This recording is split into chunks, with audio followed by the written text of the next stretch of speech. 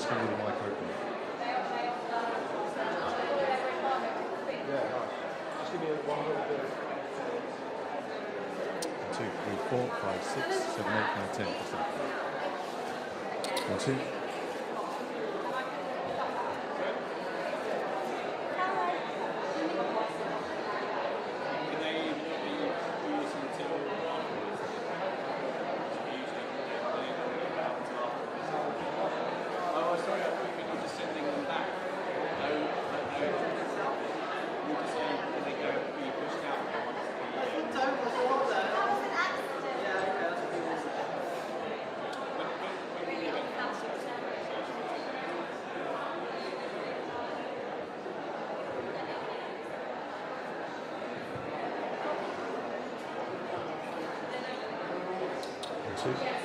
Two.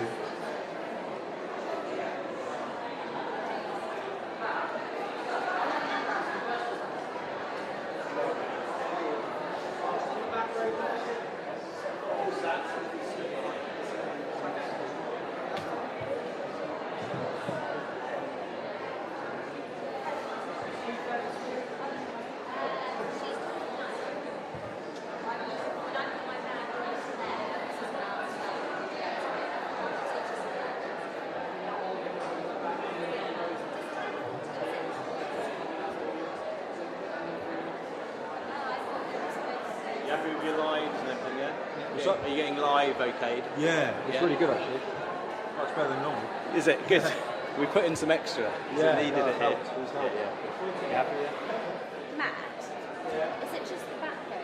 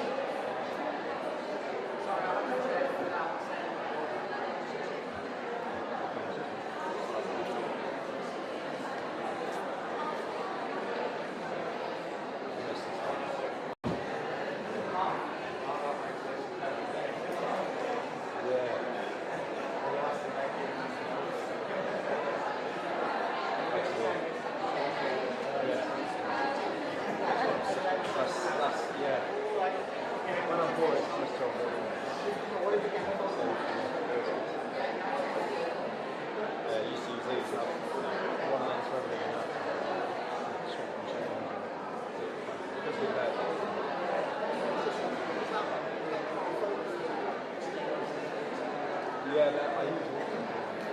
It's so good.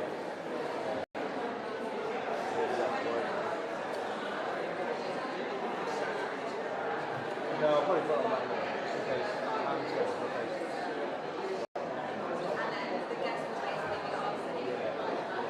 Interview. Usually to say it or something.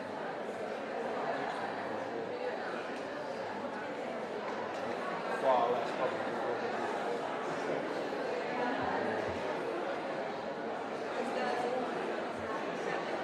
Number 10 or?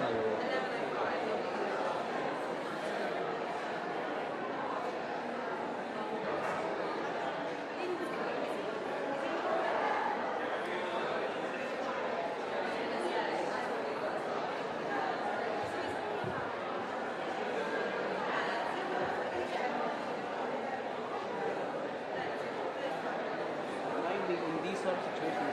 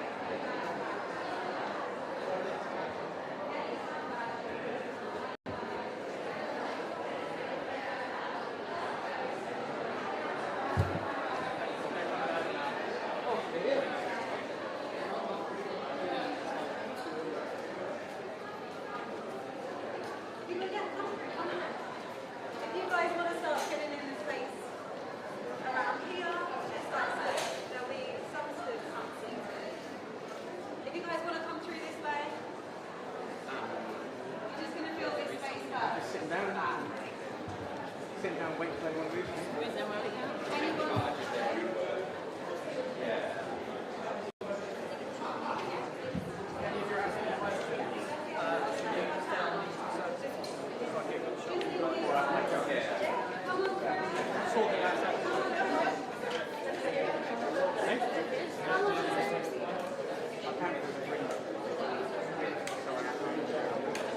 This as well. Jump around.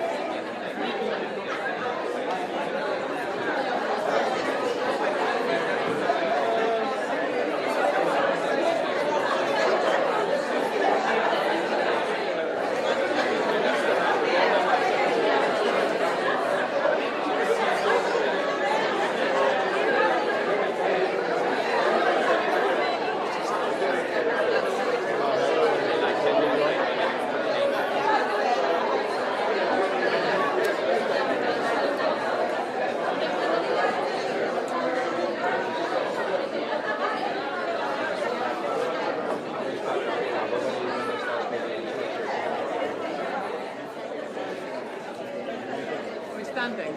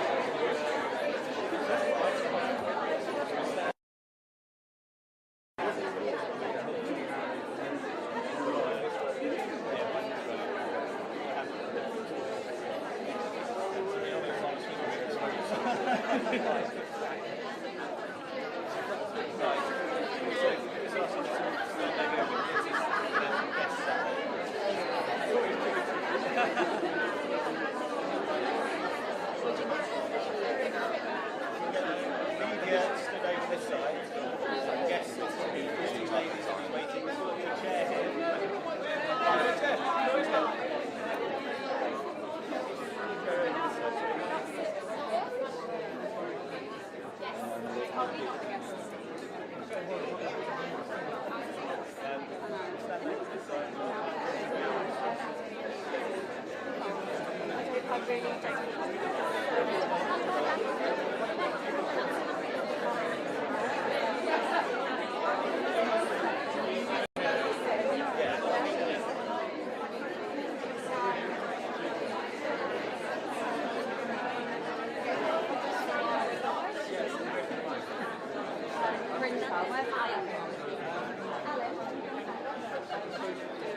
Let's figure out the printer.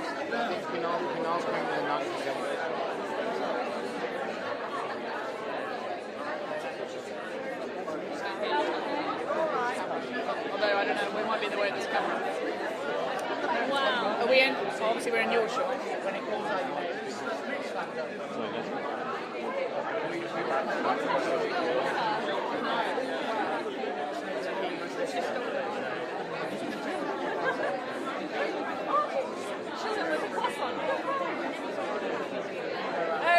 The yellow one. I've got a green one. I've got a yellow one.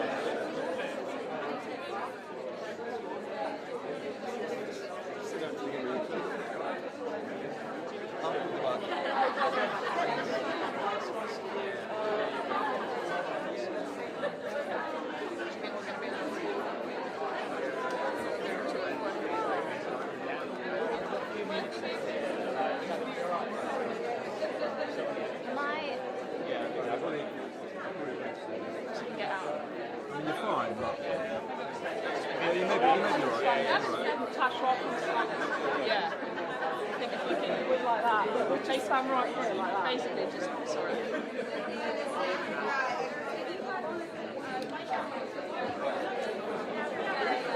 Yeah, just the camera right. Sorry. Am I in your way? Yeah, your head's in the frame. What about there? Am I now in your way? Am I in your way? I don't know where. Chris? There's a gap there.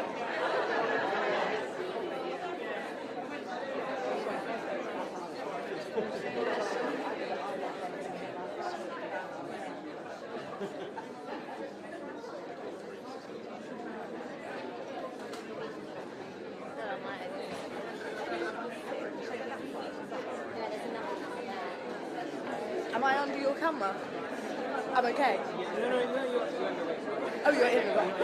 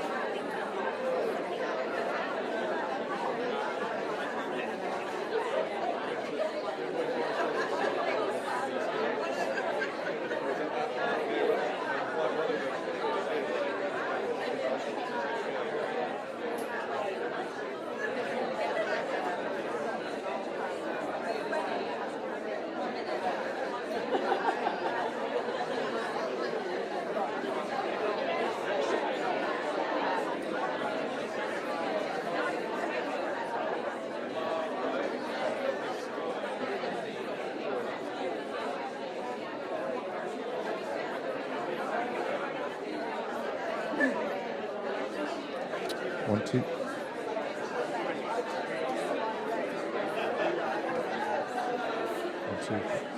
1, 2, 3, 4, 5, 6. 1, 2, 3, 4, 5, 6. 1, 2, 3, 4, 5, 6.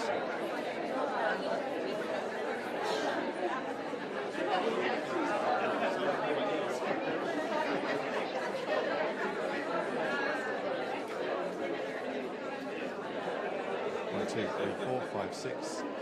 1, 2, 3, 4, 5, 6.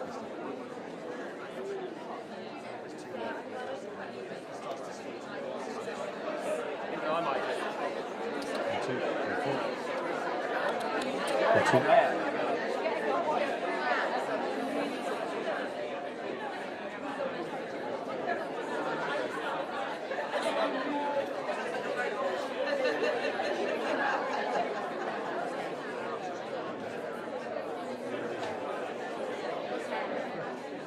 I will.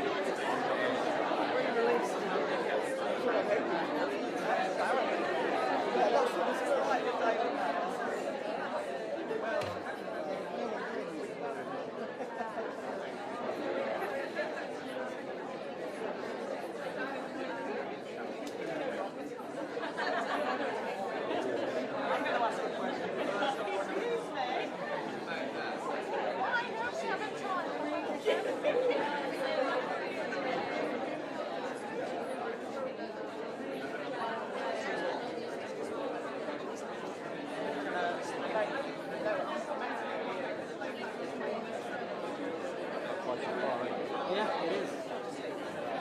That's something that's very, very easy to do.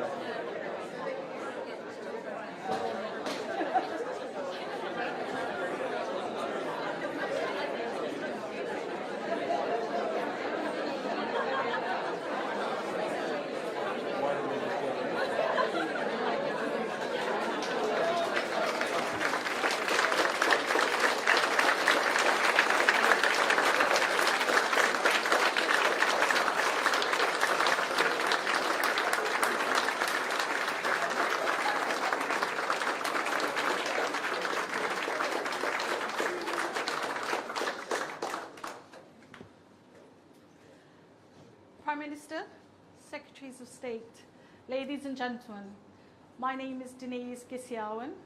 I'm a senior nurse at the Royal London Hospital, a part of Barts Health. It is my pleasure to welcome you to the Sir Lutsman Guthman Centre. Sir Guthman led the way for Paralympics. His belief was that disability should not be a barrier, and that we are capable and should celebrate all our disabilities, and you can achieve any heights that you would like. The building has GP services alongside breast screening, sexual health, dental services, ophthalmology care, and other services that would have previously been accessed through hospitals. This was a venture to bring care closer to the community. I am a resident of this borough and have used the facilities here, and I would say I would recommend it to everyone. Barts Health is proud to have been a part of the developing of this model of neighbourhood care to serve our patients more effectively, and we are excited by the prospects of this venture going forward and developing and growing in the coming years. So it's my great privilege to introduce the Secretary of Health and Social Care, West Stream. Thank you so much, Denise. Thank you so much. Really lovely. Thank you so much.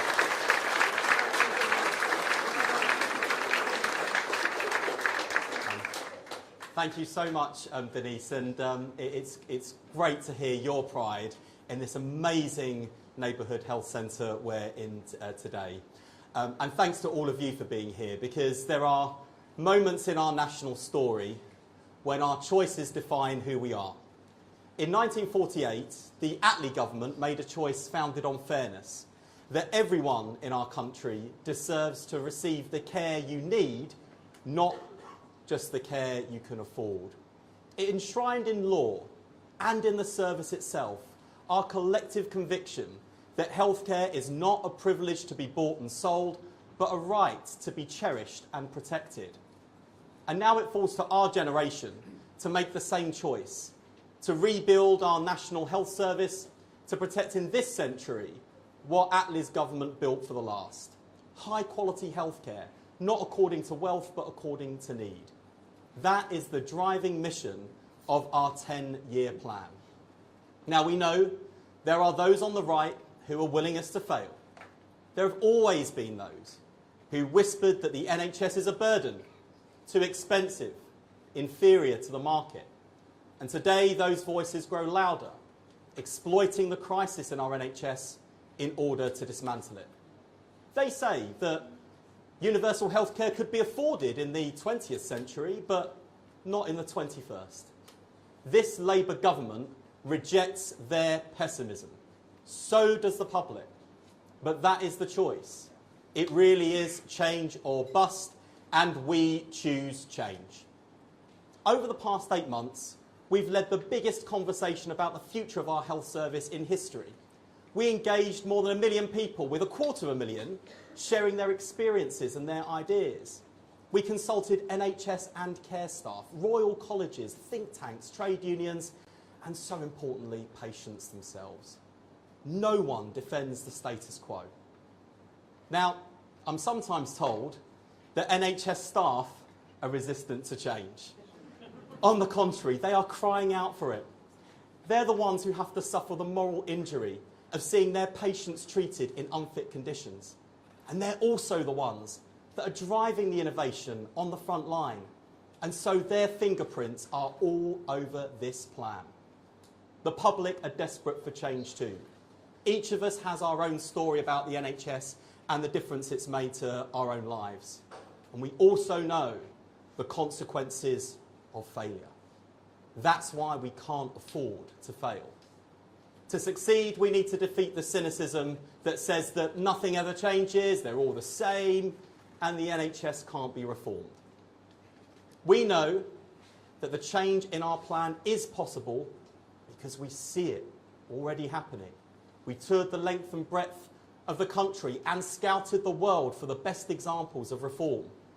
If Australia can effectively serve communities living in the remote outback, we can meet the needs of people living in rural England. If community health teams can go door to door to prevent ill health in Brazil, we can do the same in Bradford. We know we can build the neighbourhood health service because teams in Cornwall, Camden, Northumbria and right here in Stratford are already showing us how to do it. So we'll take the best of the NHS to the rest of the NHS, and we'll apply the best examples of innovation from around the world to benefit millions of people here at home. The science is on our side. The revolution in genomics, artificial intelligence, machine learning and big data offers a golden opportunity to deliver better care for all patients and better value for taxpayers. And we are grabbing that opportunity with both hands. And above all else, we will give power to the patient. It will fulfil Nye Bevan's commitment in 1948 to put a megaphone at the mouth of every patient. We know the British people are counting on us. It falls to us to make sure that the NHS not only survives, but thrives. And we will not let our country down. Because if we succeed, together with the 1.5 million people working in the NHS, we will be able to say, with pride, that we were the generation that built an NHS fit for the future and a fairer Britain where everyone lives well for longer. And that's the plan we're launching today. Thank you for being here.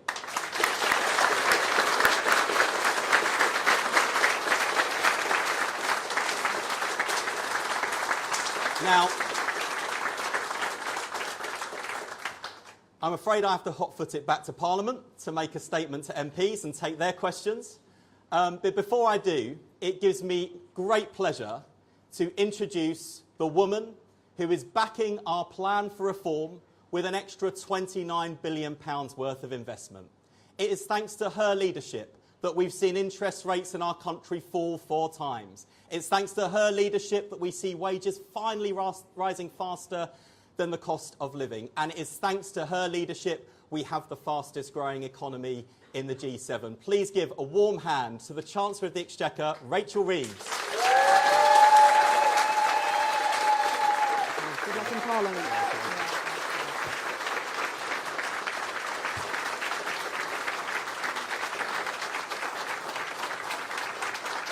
Thank you. Thank you very much. It's great to be here today. Thank you, Wes, and it's great to be here today also with you, Keir. And today, of course, is the eve of the 77th birthday of our National Health Service. A service, as Wes said, that was created by a Labour government. It was protected by a Labour government in 1997, and we will now be the government that saved our National Health Service. Our 10-year plan will get our NHS back on its feet and make it fit for the future, led by our fantastic NHS staff, and a huge thank you to every single one of you.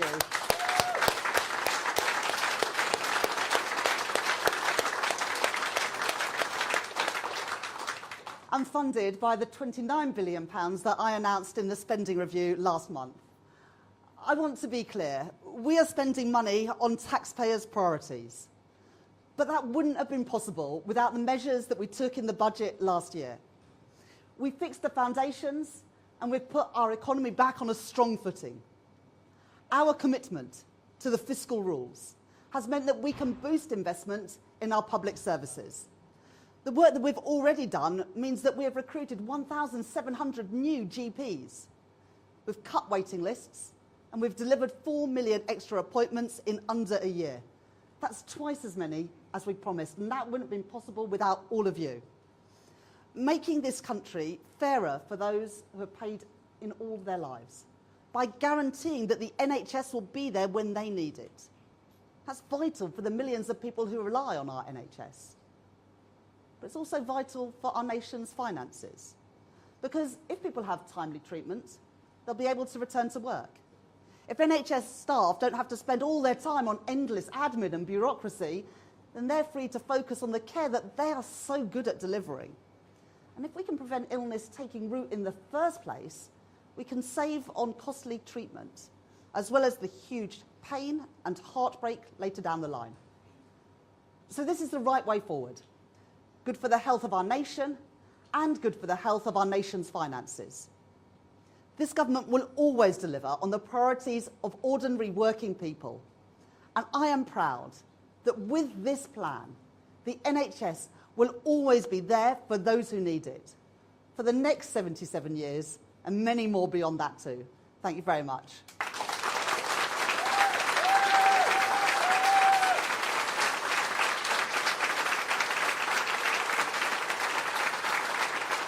Thank you. And it's now my pleasure to welcome the person who's made this possible by winning that Labour victory last year. And without that, we wouldn't be able to fix the foundations of our economy. We wouldn't be able to deliver the free school meals in our primary schools. We wouldn't be able to build the 1.5 million homes. We wouldn't be able to do anything that me and all of our colleagues came in to do. So, Prime Minister, over to you.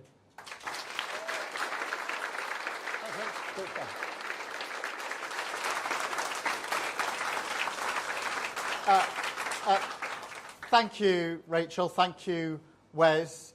And thank you, Denise. Where's Denise gone? Denise, come and sit down with us. Because Denise's story is fantastic. As she said, she works here, she lives in this borough, and she uses the services here. And what a great testament that is. And Denise, thank you for your introduction. Thank you for your words. And it is a real privilege to be here with you in Stratford. And I've seen the work you're doing this morning. I'm sorry to be interrupting your work. I do understand how hard it is. My mum worked in the NHS. She was a nurse and a very proud nurse with it. My sister worked in the NHS. And my wife still works in the NHS in one of the big London hospitals. So I do understand what you do, how you do it, and what you put in, and why you do it as well. And so let me start by saying a big thank you to all of you for what you do. And if I may, through you, to say thank you to all the NHS staff right across the country who do what they do as public servants because they care about treating and caring for other people. Thank you also for welcoming us here to your neighbourhood health centre, because it's buildings like this here that represent the future of the NHS. And I've just had the chance to go round and see some of the work that's going on here, the 24 teams that you've got working on dentistry. Really pleased to see that you don't necessarily need an appointment. You can walk in. We've got children and families up there on the next floor having their teeth done. Hugely important. And that's what a neighbourhood health service can do, working in partnership with the people that it serves. And Denise, you're the embodiment of that. Power and control in their hands, care closer to their community, services organised around their lives. But look, I'll say a bit more about the future in a minute. But it is important that we go back a year to the NHS as it was left by the last government, with record waiting lists, the lowest ever satisfaction, and I know the toll that that takes on staff who work so hard. 100,000 children waiting more than 6 hours in A&E. Now, I'm not going to stand here and say everything is perfect now. We have a lot more work to do, and we will do it. But let's be under no illusions. Because of the fair choices that we made, the tough Labour decisions we made, the future already looks better for our NHS. And that is the story of this government in a nutshell.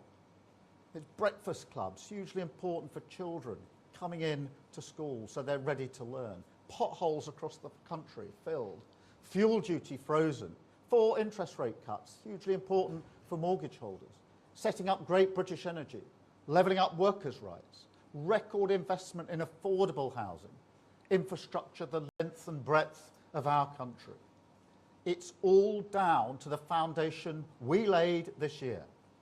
All down to the path of renewal that we chose, the decisions made by the Chancellor, by Rachel Reeves, which mean we can invest record amounts in the NHS. Already over 6,000 mental health workers recruited, 1,700 new GPs, 170 community diagnostic centres, really important, already open, new surgical hubs, new mental health units, new ambulance sites, record investment right across the system. And because of all that, the results are crystal clear. At the last election a year ago, we promised 2 million extra appointments in the NHS in the first year of a Labour government. We've now delivered 4 million extra appointments, and that's thanks to all your hard work and that of your colleagues. 4 million. That's a record amount for any single year ever. And I want to thank you all for the part that you have played in that. That is what change looks like. A promise made and a promise delivered.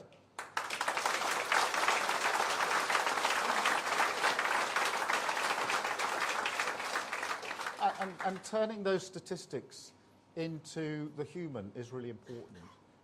So let me tell you about Jane, who I've spoken to. At Christmas, she was taken to hospital with back pain, and the diagnosis was not good. She needed her gallbladder removed.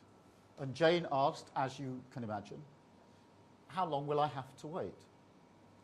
And they said to her back then, I'm sorry, but at the moment, it could take up to 10 months. But because we've speeded up electives, because we've speeded up appointments, by May, she was offered a private appointment, paid for by the NHS, as part of our plan. And now Jane is pain-free, 5 months, not 10 months, and she's got 5 months back, free from pain, free from anxiety, and in a sense her life is no longer on hold. That is what change looks like in human terms. That's the difference a Labour government can make.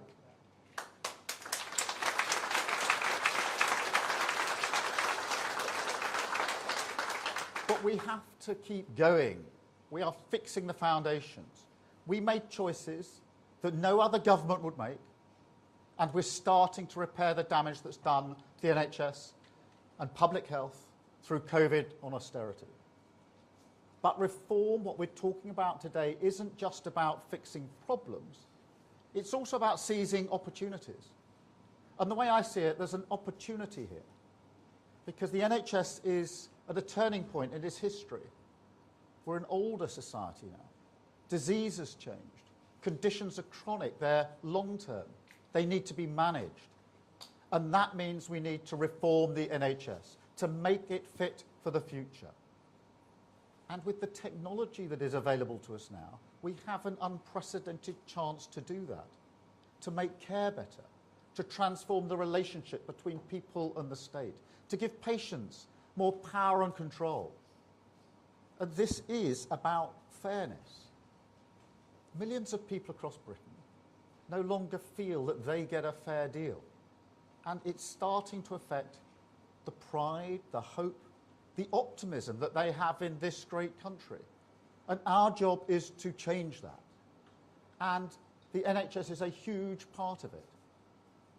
I mean, for 77 years this weekend, the NHS has been the embodiment, if you like, of British pride, of hope, that basic sense of fairness and decency.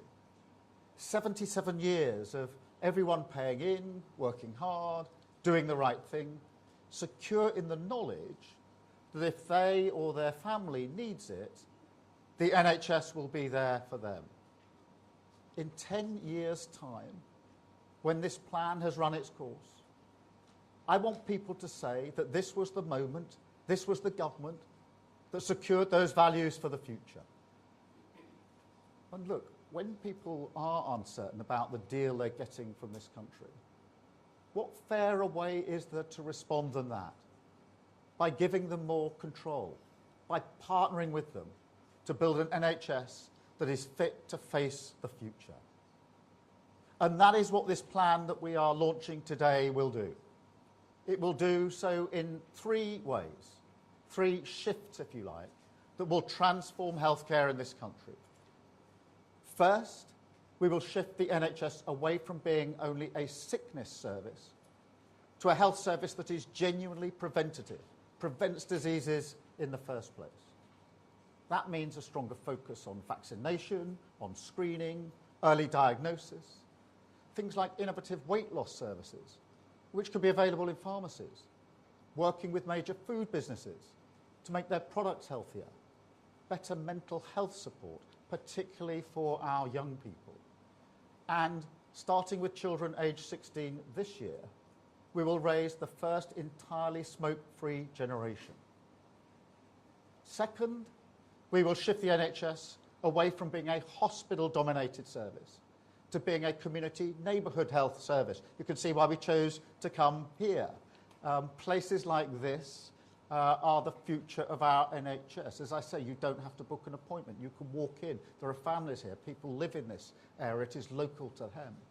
Now, of course, we will always need hospitals. They will always be important for acute services in particular. But, as I say, disease has changed, and we must change with it. And not only can we do that, we can do it in a way that improves care and convenience for millions of people. So just imagine it. Nurses, doctors, pharmacists, dentists, carers, health visitors, all under one roof. But also alongside them, services like debt advice, employment support, smoking cessation, preventative services, which we know are so crucial for a healthy life. Now, that is an exciting prospect. You know, the idea that the future of healthcare is no longer defined by top-down citadels of the central state, but is instead in your home, in your community, in your hands. That is an inspiring vision of change. It will bring the state and the people it serves into a partnership on something that we all care deeply about. But more importantly, it means a future where we have better GP access, no more 8 a.m. scrambles, more dental care for your children, better care on your doorstep, and a neighbourhood health centre like this in our coastal towns, in our rural counties, in every community across the country, every community across the country. Finally, the third shift, from the analogue NHS that we have at the moment to a truly digital health service, a health service capable of seizing the enormous opportunities that are there in science and technology, in genomics, in artificial intelligence, advanced robotics. And look, all of you will have seen in your everyday lives what this can do, and I've seen some of it as well. I've spoken to stroke patients whose lives have literally been saved by technology and AI because it could find the blood clot in their brain in milliseconds, giving them just enough time to be operated on and saving their lives. So this plan, this 10-year plan, backs technology to deliver because it can and will save thousands of lives. But it's not just about saving lives. AI and technology is an opportunity to make services more human. That always sounds counterintuitive that AI and technology make us more human. But it does, because what it gives all of you and all of your colleagues is more time to care, more time to do the things that only human beings can do, which is that care that is needed, the professional skills that you have. So this will make it a more human service as well. And it's not just cutting-edge stuff. Technology like phones in the pockets of everyone in this room. We can make use of that as well. Now, it's not often I invite people to look at their phones when I'm making a speech, but if you get your phone out and look, you've got lots of apps on your phone. Seriously, because what you're going to see on your screen if you have a look at it is that entire industries have reorganised around apps. Retail knows the power of it, transport, finance, weather, you name it, shopping. Why can't we do that with health? Why can't we have that app on your phone? Why not the NHS app on your phone? Making use of the same dynamic force to cut waiting lists at your hospital, to make it easier to book an appointment with your GP, to give you more control over our health. There is no good reason why we can't. And so I'm announcing today, as part of this plan, that we can and we will transform the NHS app so that it becomes an indispensable part of life for everyone. It will become, as technology develops, like having a doctor in your pocket, providing you with 24 hours advice, 7 days a week. An NHS that really is always there when you need it. Booking appointments at your convenience, ordering your prescriptions, guiding you perhaps to local charities or businesses that can improve your well-being. And perhaps most importantly, holding all healthcare data in an easily accessible single patient record. Now, don't underestimate just how important that is. I've been up to Alderhay Hospital in Liverpool many times. It's a children's hospital. It's a brilliant hospital. And one of the times I was there, I went onto the ward where particularly young children were having heart surgery. I have to tell you, it was really humbling, both seeing what the children were going through and what the professional staff were doing. And when I went into a particular ward, I saw a 2-year-old boy who had just had major heart surgery. It's an incredible thing to see. And I spoke to his parents who were, as you would expect, at his bedside where they'd been throughout. And one of the things they raised with me is the distress that they felt, that they had to go through every condition he'd had and what happened to him, how it impacted him over and over and over again, when they went to Blackpool, when they went to Liverpool, when they got to Alderhay. And they were actually welling up, telling me, it's a really difficult story for us, this is really hard, and we don't want to keep on having to repeat it. Why couldn't it have been recorded in some accessible form the first time round. And I will remember their faces and that story they told me for a very, very long time. And we can fix that. We can make it more accessible. We can bring this together in one place. And there are other examples as well. That red book that every parent gets when they have a child, why can't that be digital? There's no good reason. And so that is exactly what we will do. We will turn this app into a new front door for the entire NHS, a reformed, modernised and renewed neighbourhood health service. So that is the plan that we will launch today. That is the change we will deliver, the difference a Labour government makes. The NHS on its feet, facing the future, delivering fairness and security for working people. Thank you so much. Thank you. Thank you. Thank you. It's got hot in here, isn't it? Oh my God, I'm sweating. Absolutely. Keep the media questions short. Thank you all very much. I'm going to take a number of questions from the media now. We're going to keep them relatively short and free because the staff are getting very hot. So in their interests, we'll take questions. And I'm going to start with the BBC and Hugh Pym. Thank you, Prime Minister. When will you be able to assure patients that they will be able to see a GP more easily, they'll get the mental health support they need, and they won't have to wait long hours in A&E? And another briefly, would the Chancellor like to comment on her experience in the Commons over the last 24 hours? On the question of when you'll see the change, it's a 10-year plan, but we're already starting on the change. And Hugh, if you haven't had the opportunity, I would recommend walking around here because a lot of what I've been describing in terms of neighbourhood centres, you will see here. Not all of it, of course, but you will see the teams doing the dentistry, people walking in. And that is both incredible to have that in your community, but it ties in with my experience in Alderhay. I think you may have been there when I was there, when one of the shocking statistics, and it really did shock me, was to learn that between the ages of 8 to 12, more children come to Alderhay to have their teeth taken out because of decay than anything else. And so some of that is being dealt with the preventative measures here. So some of it is starting already. The technology is moving on. Some of it will take a bit longer because the neighbourhood centres have to be put together and the services all brought to one place. It is a 10-year plan, but we're beginning on it already. And what I have, and my intention and determination is that as we look back proudly at the Labour government that created the NHS, and we do, and celebrate it, and that's a good thing, I want in 10, 20, 30 years people to look back and say, this was the government that seized the moment and reformed the NHS so that it's fit for the future and is still celebrated year after year after year. In relation to the Chancellor, I'm not going to stand here and speak for the Chancellor, but as she's made clear on a number of occasions, yesterday was a personal issue, and I'm certainly not going to say anything more about that. I think it's just fantastic that she is here. And as I say, none of this would be happening if she hadn't taken the decisions that she's taken. So she took those decisions and she'll be taking them for many years to come. Thank you, Hugh. Beth at Sky. Thank you, Prime Minister. Beth Rigby, Sky News.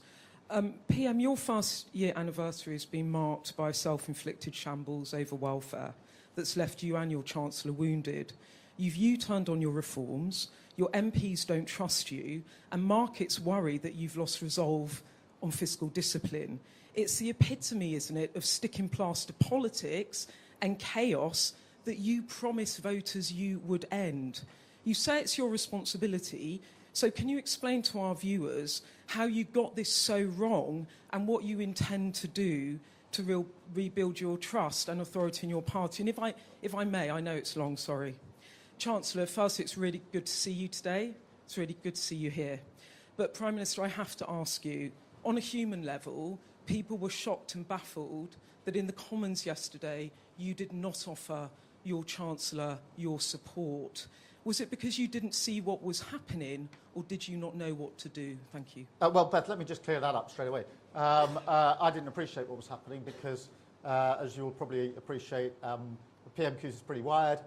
It goes from question to question, and I'm literally up, down, question, looking at who's asking me a question, thinking about my response, and getting up and answering it. And so it wasn't just yesterday, no Prime Minister ever has had side conversations during PMQs. It does happen in other debates when there's a bit more time, but in PMQs, it is bang, bang, bang. That's what it was yesterday, and therefore I was probably the last to appreciate anything else going on in the chamber. That's just a straightforward human explanation, common sense explanation, if you like. In relation to your invitation to tell your viewers what we've achieved in the first year of a Labour government, I'm very pleased to say we've brought down waiting lists. We promised 2 million extra appointments. We've delivered 4 million extra appointments. We've begun the project to build 1.5 million houses, particularly social and affordable houses. In schools, we have introduced breakfast clubs, really important for children so they're ready to learn when they get to school. We've rolled out free school meals to 500,000 more children, hugely important to them. We're just doing more on childcare. That comes on stream in September. So that is 9 months to 4 years free childcare across the country. We're ramping up and introducing the biggest upgrade in employment rights for a generation. We've got record investment into the country. Just last week, Amazon put in 40 billion investment into this country in jobs. That's one of the biggest single investments that has ever been made, and that brings the total for the year to £120 billion. These are companies, global companies and finances, who don't have to put that into the United Kingdom. They're choosing to put it into the United Kingdom because they've got confidence in what we're doing, confidence in the fiscal rules that the Chancellor has crafted so well. We've delivered a defence uplift to 2.5% and made it clear it will be felt in every community, in jobs. We've created hubs so that local businesses, small businesses benefit from that. We've delivered 3 trade deals, which governments tried for a long time. The US trade deal was talked about for I don't know how many Prime Ministers. Who came along and delivered it? This Prime Minister with this Labour government. The India deal, I think, was talked about for 8 years. Who came along and delivered it? This Labour government. And, of course, the EU-UK reset. And only a few weeks ago, many people were saying to me, you can't have a US deal and an EU deal, Keir. You've got to choose one or the other. We've got both. And it's measured, Beth, by the thing that matters most to me, which is improving the lives of working people. And that trade deal with America was hugely important to JLR and the car manufacturing sector. And equally, the SPS agreement with the EU will bring down prices in supermarkets across the country. I could go on, Beth, but it's a long list of achievements of this Labour government, and I'm really, really proud of them. You had to collapse your welfare reforms because you were going to lose a vote in the House of Commons. Are you just in denial? You've totally ignored my question. No, I'm not, and we didn't get the process there right, but I think it's right that if we're looking at the entire year, that we look at all the things we've delivered, and I always do this through the eyes of the working people up and down the country that we came into government to serve, that really mattered to me. I actually gathered them in the back garden of Downing Street the other day. These are all the people I'd met along the way in the campaign trail, people working in the public sector, people doing campaigns, people who put in every day. I got them back, partly to show what we delivered on the commitments we made to them, partly to make sure that we always have them in our mind's eye. And they are very, very pleased that we've delivered waiting lists down, that there's housing they're going to be able to afford, that their schools are looking better, their hospitals are looking better, record investment, and all those people whose jobs are going to be either secure under JLR or created under the other investments coming in. That is what matters to me, and it's really important that I stand up and be absolutely clear. I'm very clear. I'm very proud of the decisions we've made. They were tough decisions, they were the right decisions, but only because we took them that we got this platform that we can now build on. Thank you very much, Beth. I've got Rebecca from ITV. Rebecca. Thank you. Yeah, Rebecca Barry, health correspondent, ITV News. Prime Minister, given the current workforce crisis in the NHS, how will you ensure there are enough staff to provide these neighbourhood services? And on the Chancellor being here today, many members of the public will be concerned about her. How is she today, and is she here simply to calm the markets?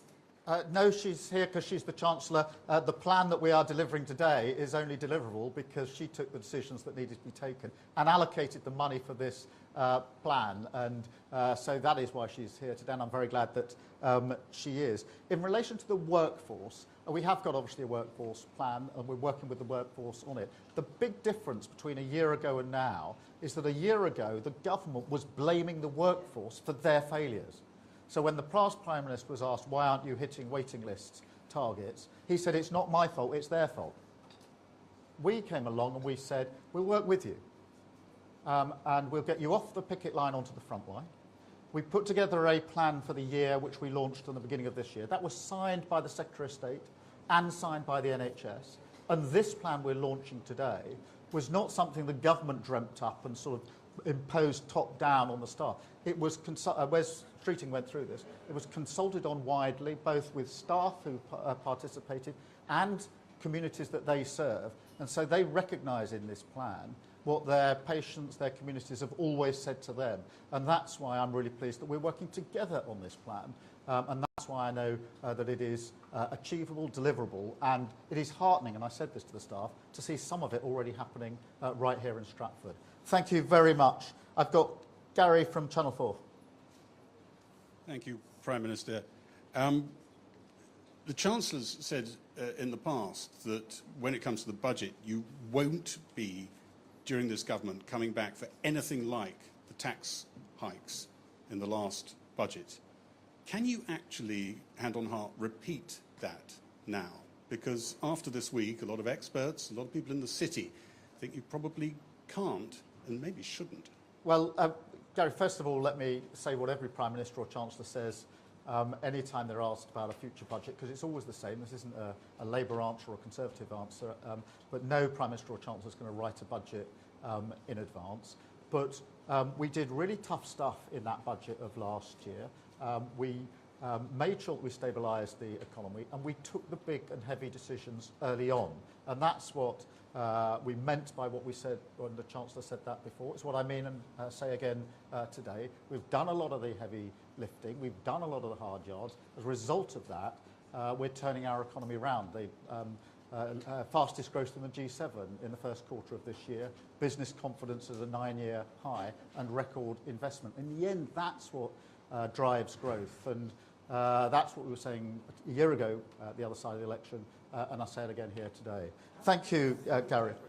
Guild markets were doing yesterday, because it looked rather serious for a while. Well, Gary, a lot of people were worried. What they were saying was they weren't sure a Labour government, maybe without Rachel Reeves in it, would balance the books. Well, Gary, again, I think, as you know, it's unwise, and politicians don't comment on markets, and I'm not going to do so. Thank you. Andy from Channel 5. Thank you very much, Prime Minister. Andy Bell, 5 News. Can I also say, good to see the Chancellor here after yesterday, and would invite her again if she would like to say a few words about what happened yesterday and her reflections on that. I'll leave you to think about that for a moment.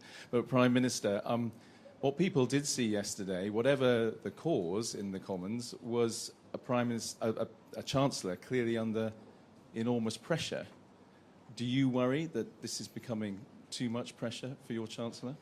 No, I have every faith in my Chancellor. She has made incredibly important decisions in the last 12 months, and we wouldn't be doing what we're doing today without those important decisions.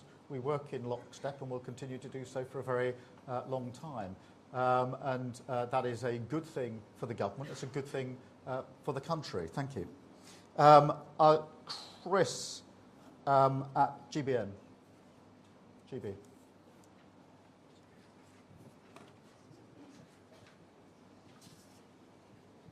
Thank you, Prime Minister. Your benefits climb down this week was humiliating, but for many it's depressing because only a Labour government can properly reform the benefits system. Outside of the Timms review, is benefits reform off the table? And how will you meet the £6 billion black hole this autumn, tax rises or borrowing? And just finally, a duty of care to your team. Will you have a word with Lindsay Hoyle about what he says to the Chancellor in future, or anybody else? I won't comment on the second issue, Chris, as you'd expect.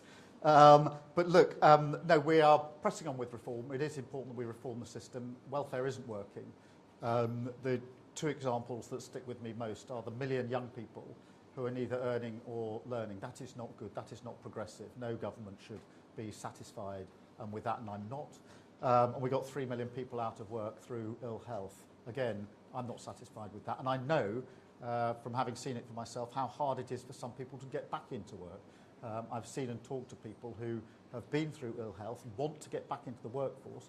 There's slight trepidation of doing so, fearing even trying, and that's why what we're putting in place, the right to try, for example, it may seem like a small thing. It is a huge thing for people who want to get back into work. The bill that we delivered on Monday obviously rebalances universal credit. That's been long overdue, and ensures that those with the severest disabilities don't go through unnecessary reassessments. That's been called for a very, very long time, and it's the right thing to do. And of course, Stephen Timms will now conduct this review. And I don't think you'll find anyone in Parliament who doesn't think that Stephen Timms is a thoroughly decent man of huge integrity, that we can have faith in to do the review and make the changes that are necessary. Thank you very much, Chris. I've got Natasha from LBC. Good morning, Prime Minister. Natasha Clark, LBC. You've made it to your first anniversary in Downing Street, nearly. You've said it's been a tough one, but the NHS, you say today, is looking better already. If you could go back in time to a year ago and give yourself any advice, what might you say? And if I may, Macron is addressing Parliament on his state visit next week. Do you think that Donald Trump should get the same privilege? Thank you. President Macron is obviously coming next week for a state visit. That's a good thing.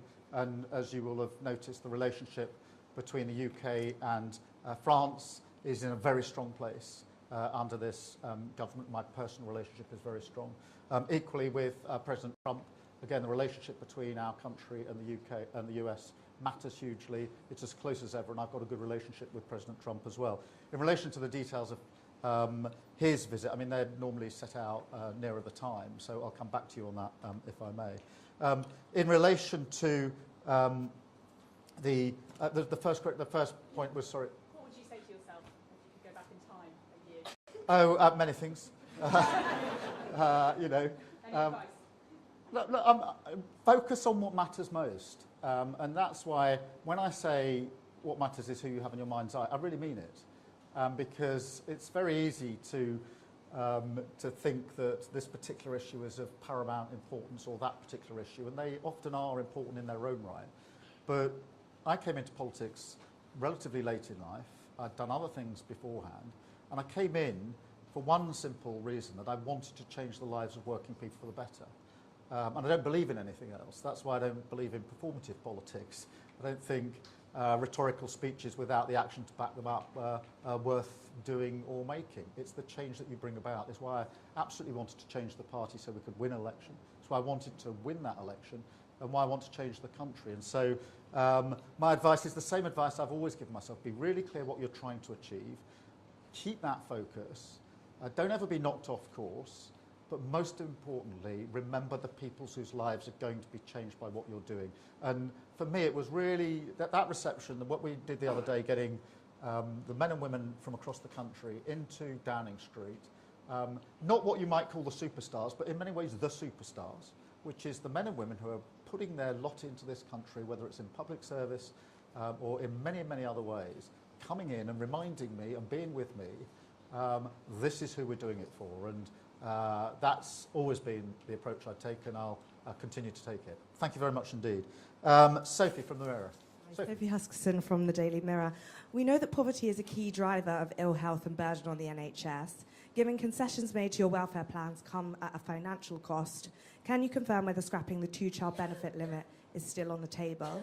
And if I may, another quick one. Can I ask for your response to the news that Liverpool football player Diogo Jota and his brother died in a car crash?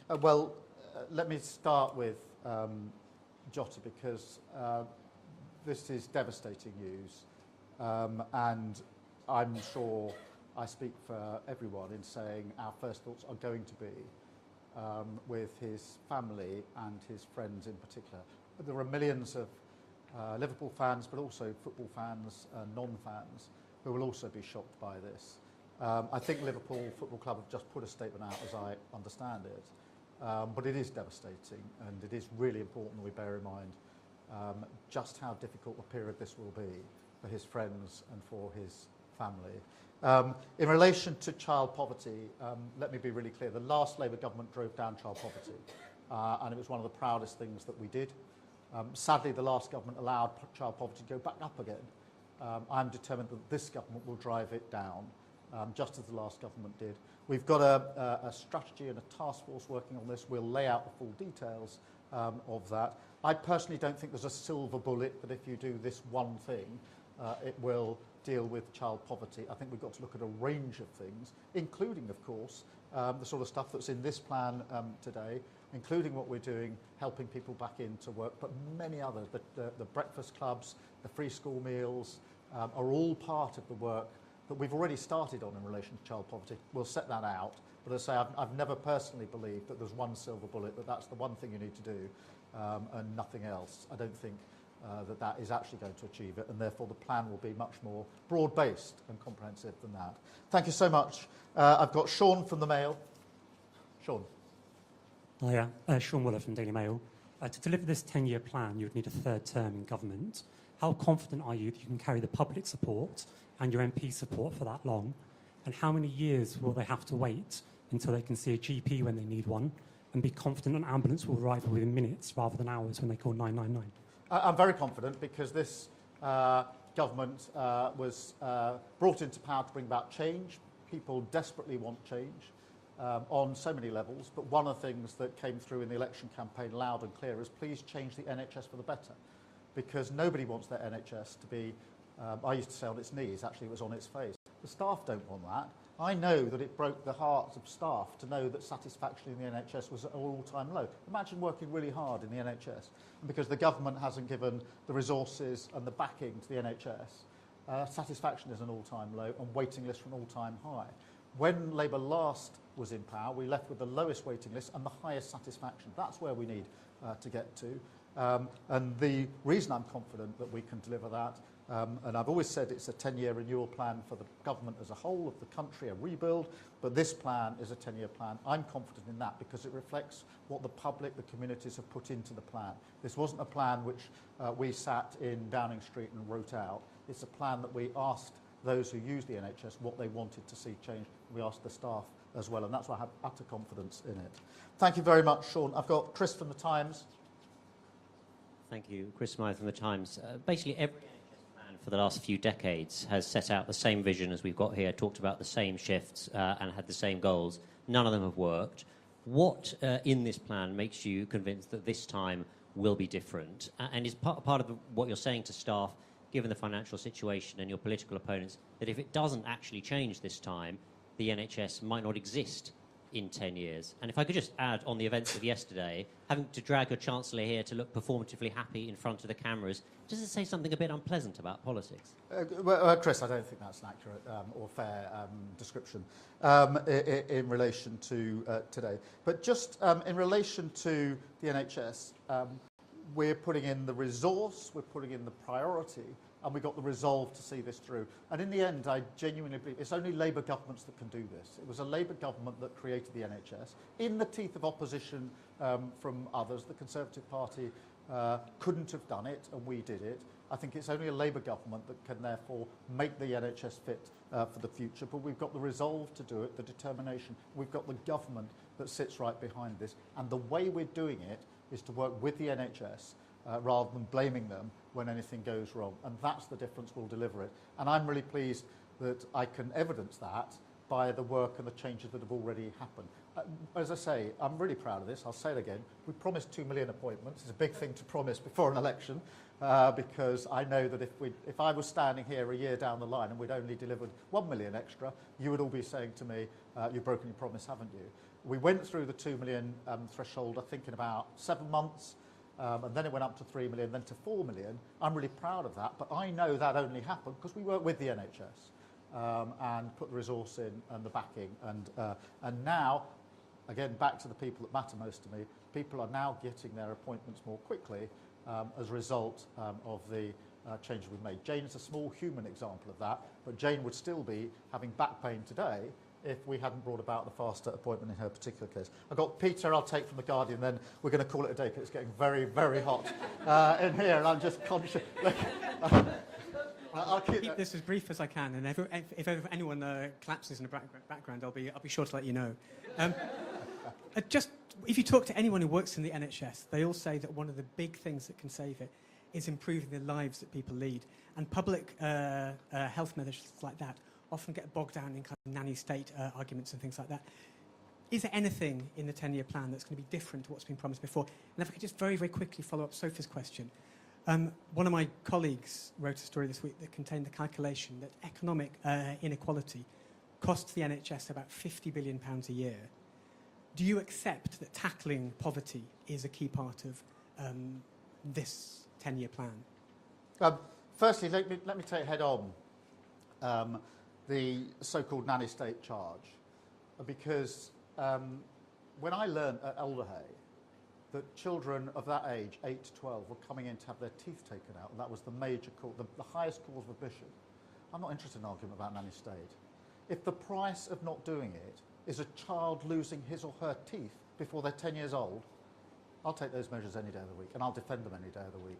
And it's not just the child going in to have their tooth taken out, which is shocking, and it should be shocking for everybody. It is also, I saw brilliant professionals at Alderhay, the best staff in that children's hospital, and they were having to use their time and skill to take teeth out, rather than do the heart operations, to do the other operations that they need to do, to take teeth out, completely unnecessary, preventable measure. And that's why I think we absolutely have to take these preventative measures. We're quite right to do so. I learned this morning, actually, from the team here. One of them, a number of years ago, I won't say how many years ago, but she's experienced. She said they actually used to do the teeth brushing years ago in schools. It wasn't uncommon for that to happen. It's not a new development. It's very common sense. It's an example. But what I won't tolerate is children losing their teeth, or brilliant staff having to spend their time carrying out preventable and unnecessary measures when they would much rather be using their skills to do other things, as they are doing here. I mean, I was really struck. There was a young family in having their teeth checked and done this morning. That is exactly what we want in a walk-in service. On the question of inequality, yeah, the two are tied up. We have to reduce poverty.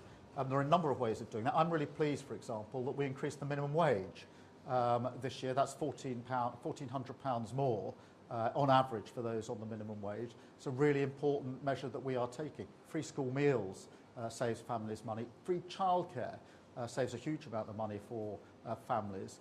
Breakfast clubs as well.